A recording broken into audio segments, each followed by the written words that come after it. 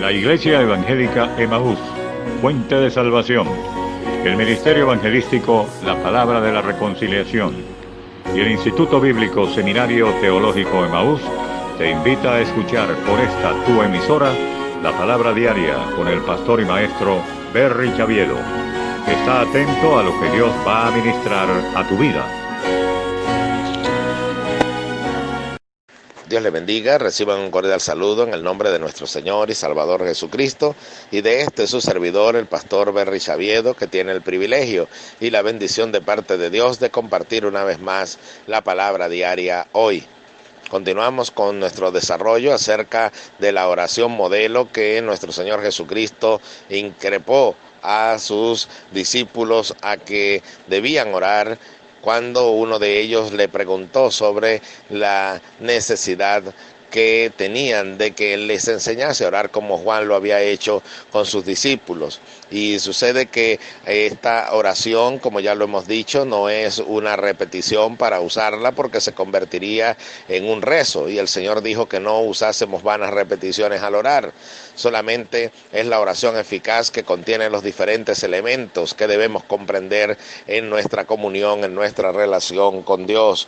Entonces, vamos una vez más a leer en el Evangelio de Mateo, capítulo 6, verso 9. Dice la palabra de Dios en el nombre de nuestro Señor y Salvador Jesucristo.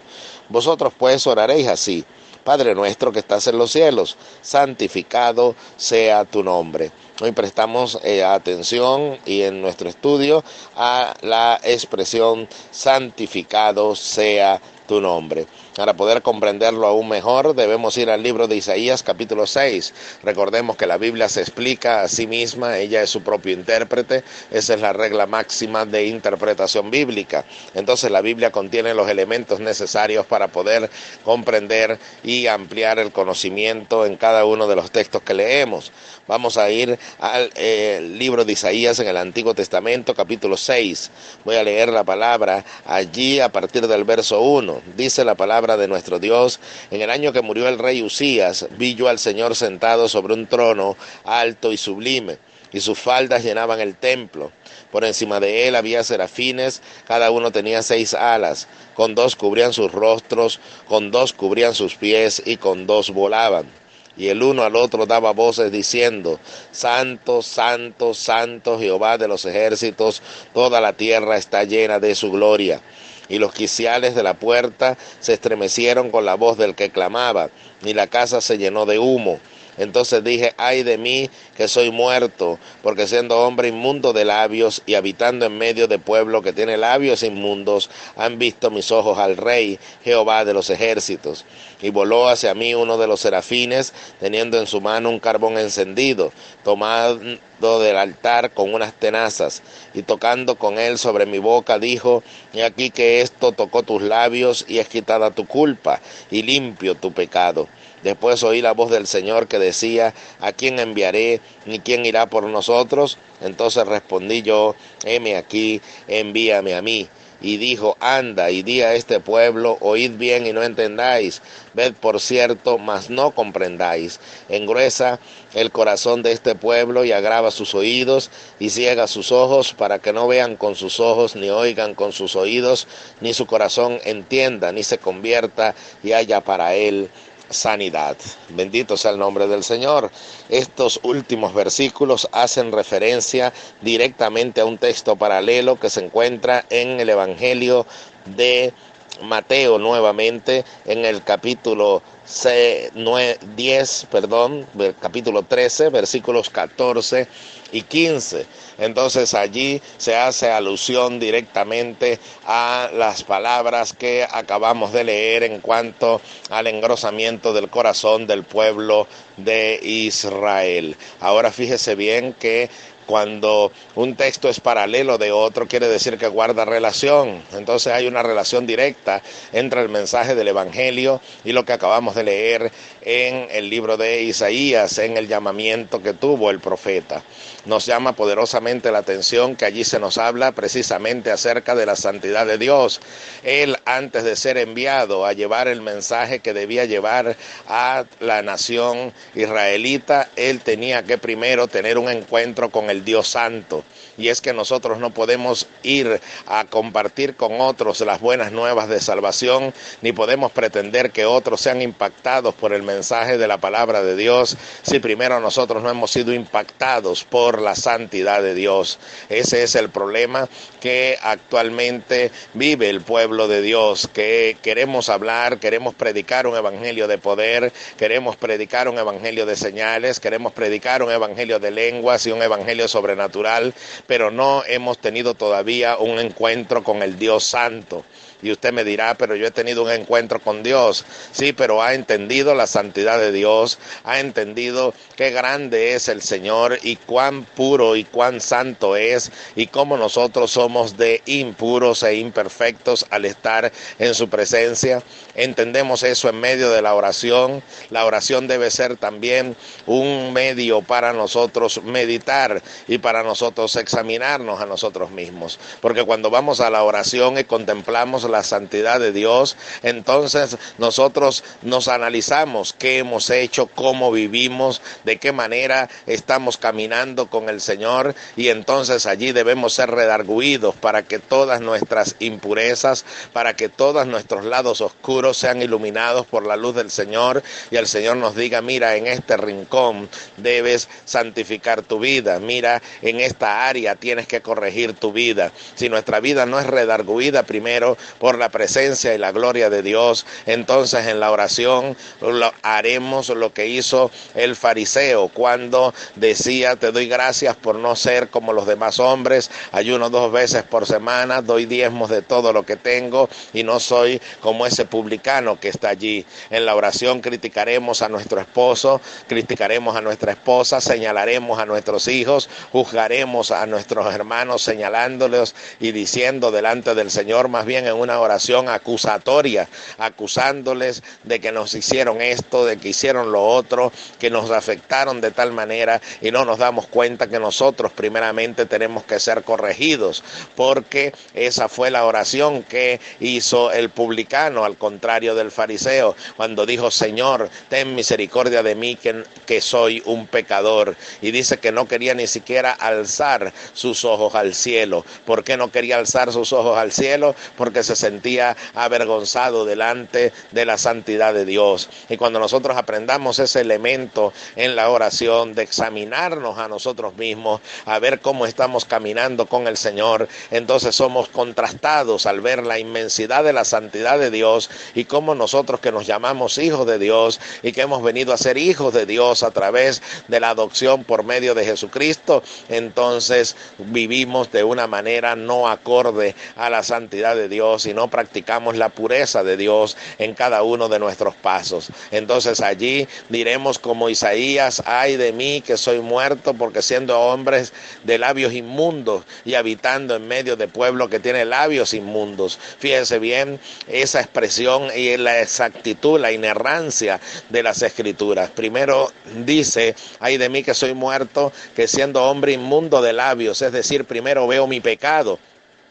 Al ver la santidad de Dios, al él contemplar a Dios sentado en su trono y oír la adoración celestial, y esa adoración celestial decía, santo, santo, santo Jehová de los ejércitos, toda la tierra está llena de tu gloria. Al él contemplar y oír esta adoración celestial y ver la santidad de Dios, entonces él primeramente se da cuenta que es alguien que es inmundo de labios, ve su defecto, ve su área oscura, y después es que dice que habita en medio de pueblo de labios inmundos. Es decir, que yo en la oración voy a ver primero mis errores y después voy a ver los errores de los demás. Voy a ver que de esa crisis matrimonial que estoy experimentando, el primer responsable soy yo y no solamente mi cónyuge. Sabré entonces que de esa relación con mis hijos, quien está primeramente faltando soy yo, y antes de ver los errores que cometen todos los demás, primero veré los errores errores que cometo yo,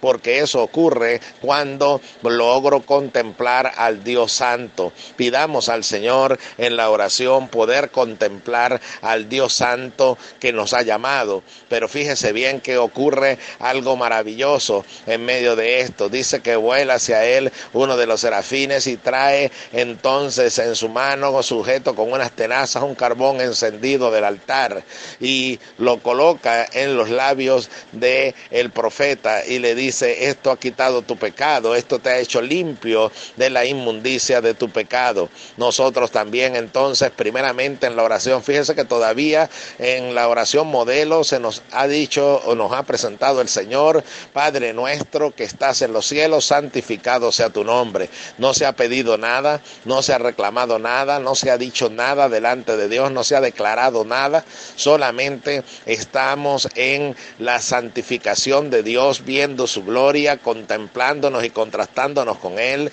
viendo al Dios que ama mientras nosotros aborrecemos, viendo al Dios que perdona mientras nosotros juzgamos, viendo al Dios que extiende misericordia hacia los demás mientras nosotros tenemos una actitud egoísta. Entonces en ese contraste ocurre algo, y es que Dios nos lleva a entender que ya hay algo que ha limpiado nuestro pecado. No son los carbones encendidos del altar. En aquel momento no podía presentarse la sangre de Cristo porque todavía no se había llegado a la gracia, pero era el medio de comunión. Allí el altar es un símbolo de comunión y es tomado uno de los carbones del altar. Entonces la comunión con Dios ha sido restaurada. Pero ¿cómo es restaurada? Es restaurada a través de la sangre preciosa de Jesucristo, porque hay un solo Dios y un solo mediador entre Dios y los hombres, Jesucristo hombre. Entonces el Señor Jesucristo nos ha dado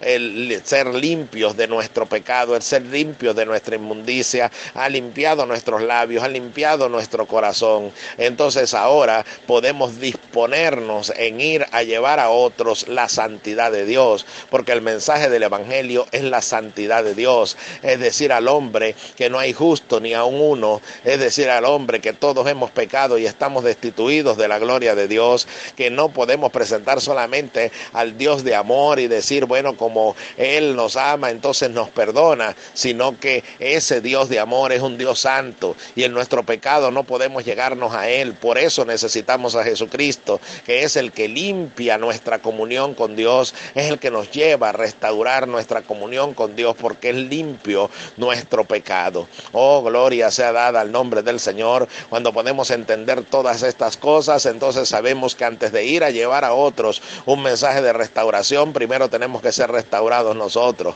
Antes de llevar a otros un mensaje de purificación, primero tenemos que ser puros nosotros. Y antes de llevar un mensaje de santidad a otros, primero tenemos que ser santos nosotros.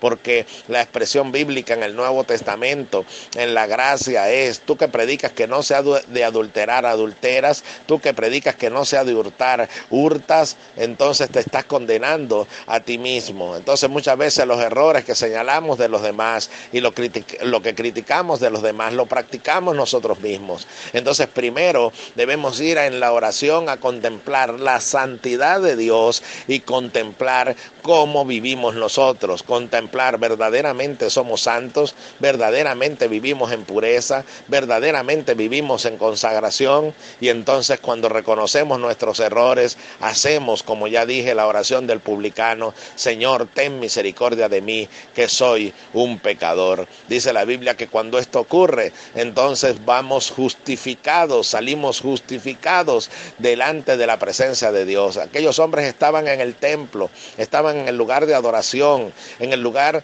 de comunión con Dios. Nosotros ahora somos el templo del Espíritu Santo. Entonces continuamente debemos mantener esa actitud, y esa actitud es esa precisamente a la que estamos haciendo referencia. Él decía: Señor, ten misericordia de mí, que soy un pecador. Y entonces dice que cuando él salió de allí fue justificado antes que el otro, porque Dios resiste a los soberbios, pero da gracia a los humildes. Humildad es reconocer nuestros errores, humildad es reconocer dónde están nuestras fallas, humildad es reconocer que nosotros somos los principales que debemos necesitar ese encuentro con Dios en la santificación, porque fíjese bien que dice siendo hombre inmundo de labios y habitando en pueblo de labios inmundos. Primero reconoció su falta y luego la del pueblo, como ya dije. Entonces ese es el primer elemento en la oración.